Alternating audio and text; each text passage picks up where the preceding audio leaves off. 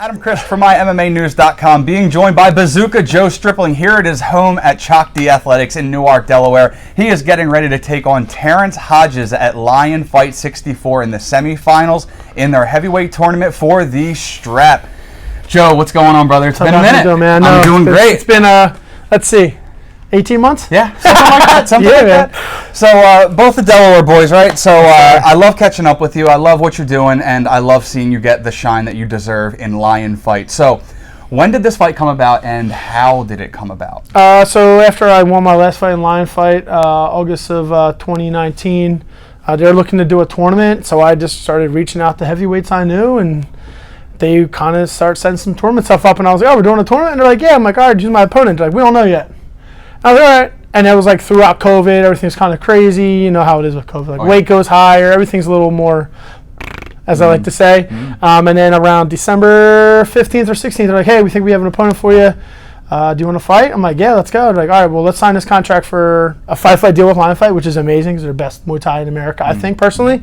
And then they gave me an opponent right before New Year's Eve, and I started training, and we're here now, man. A week out, about a week and a half out. Oh, man, and it's going to be on UFC Fight Pass. So a huge audience, a huge everything behind Lion Fight. Like you said, it's one of the biggest, if not the biggest, Muay Thai promotion in America. So being a guy from Delaware, the small state of Delaware, right? And kind of making your shine on UFC Fight Pass, it's got to feel amazing. Yeah, man, I think it's pretty cool. Like Lion Fight being able to be on national TV was great, but like now you're on a combat sport audience. I think people are going to recognize that like Muay Thai is like MMA for me. The base of stand up is Muay Thai.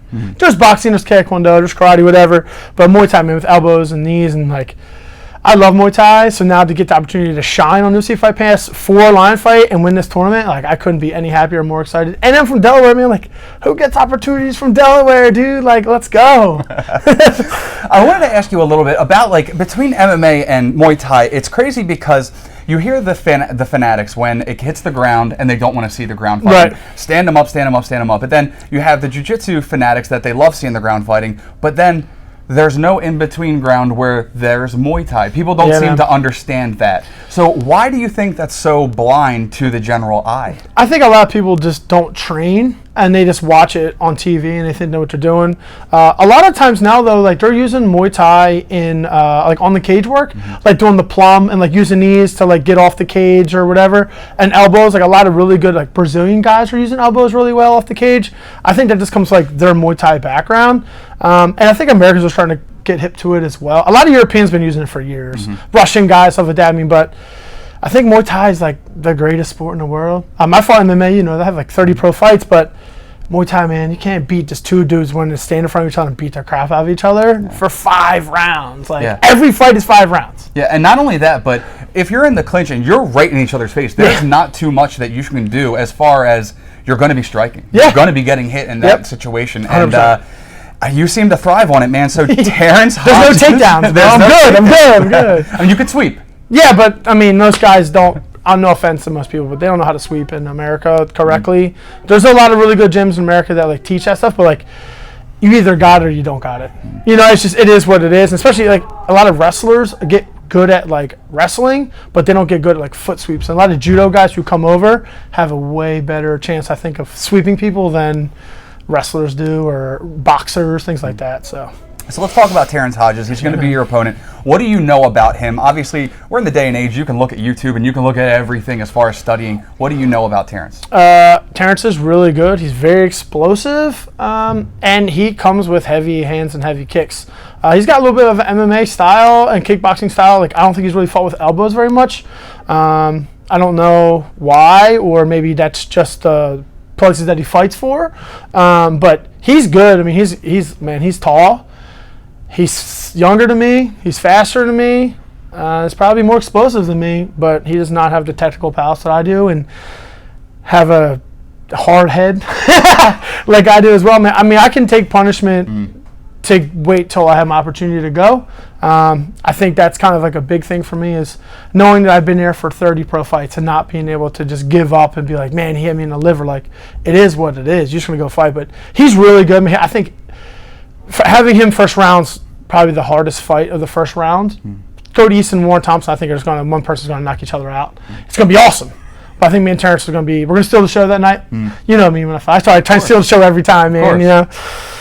So, with Terrence Hodges, with your style, how do you think you guys will mix up? Because obviously you say he's more of a Muay Thai, or MMA background. Obviously, you're strong Muay Thai. Muay Thai since 2006. Yeah, man. So you have the experience, the technical prowess as far as Muay Thai goes. How do you think your styles match up? I think he's going to be trying to box a little bit, finish with some kicks. I think he's got some heavy kicks. I watched a couple Instagram videos just kind of like on accident. I don't really watch videos of my opponents. I let my coaches do that, like Career Connor and Coach Beefcake over here, Talk to Athletics. I let those guys watch it and they break it down for me. But I saw a couple. He hits really hard, man. And I'm like, getting hit sucks, but truthfully, I mean, you're going to fight. You're probably going to get hit in every single fight, no matter what. So you kind of got to train for it. I think my style for Muay Thai, though, is too technical for a lot of Americans. No, I'm not trying to be rude or anything like that or biased. I just think that, like, our Sit-Ya-Tongue style that I learned from Crew Eric makes me know that I have a better way to win no matter what. Like, I have good elbows. Like, if people don't know, like, my elbows are the thing. I have fights win with elbows, and I hit everybody with an elbow. I cut everybody, so that's what I'm trying to look for again. Because cuts, you know, try and win fights. Knockouts win fights too. So who knows, man? We'll see what happens. I'm just excited to fight, dude. It's a huge card, man. So again, like you said, with you and Terrence, you think you're going to steal the show. The other heavyweight, it's going to be awesome. But obviously, you're not looking past Terrence. Who do you think? Obviously, you're not coming to lose. No. Who do you think you're going to face next? Honestly, so everybody wants me to have a rematch with Cody East. That fight in Albuquerque was tough. It went 5 rounds. I just fought 2.5 weeks before, 3 weeks before, coming off a cartwheel kick knockout. It was just like I was on a high and I went and fought, and I was just looking for the KO. I wasn't looking to just display good Muay Thai and go for the win. I was just looking to knock him out, and I think that was my downfall. Like, I should have just played my game and stopped trying to rush everything. I think that's what happened. So I think people want to rematch with that, but Warren Thompson, man, that dude, his nickname's the Destroyer for a reason. Like, he's fought K1, Glory, I mean, all over, all these organizations, and I actually the reason why he's in line fight. Like, I called Scott Zer and Scott Kent was like, yo, this dude's phenomenal. I'm going to reach out to him. If you want to put him in the tournament, let's go. And they did. So I'm glad he's in it. I mean, he deserves it. He's one of the first Americans really, like, fight overseas and get opportunities. So I love that guy. And if we fight in finals, man, we'd be banging it up too. I can't, whatever. I would love to fight all 3 of the guys no matter what. So once I win, beat Terrence, and then once I win the title, then I'll defend it against whoever lost. And then they can bring in whoever they want from overseas or whoever else wants some of this, and I'll give it to them. And again, like I said, 2006 you've been at this. The Lion Fight title, what would that mean for Bazooka Joe Stripling? A lot. I have one title here for WK for the Delaware State title when I won cartwheel kick, and that's really my only title. I've had a couple MMA title shots, like CFFC and Locked in a Cage, but like I lost to dudes who made UFC and Bellator and guys who trained. That's all they did. They didn't have a full-time job. They didn't have a kid at the time. They just... But like, and it would take me down, no offense. You know what I mean? But like, wrestling has always been in my background, but I love the strike. So now having no takedowns, I think I thrive in this. And having a really hard head and a big belly helps me get hit a lot and not get hurt too much, knock on wood. So if you had to predict your perfect night out, how are you going to take Terrence Hodges out? Man, I would love to win by elbow knockout just because I'm fighting in front of Nathan Carnage Corbett, the elbow master essentially. But truthfully, I'll take a win, man. I'm excited to just go fight. Like, if I show good Muay Thai, win, lose, or draw in the Muay Thai world, losses and wins don't really matter. It's how many fights you have. And fighting the top guys. Like, I don't want to fight a dude who doesn't have good skills. I want to fight, like they say in Thailand, you want to fight a tuk-tuk driver, like a cab driver. I want to fight guys who are the next big thing, or they're right at that level to make me feel like I know what I'm doing. So once I win, man, it'll be great.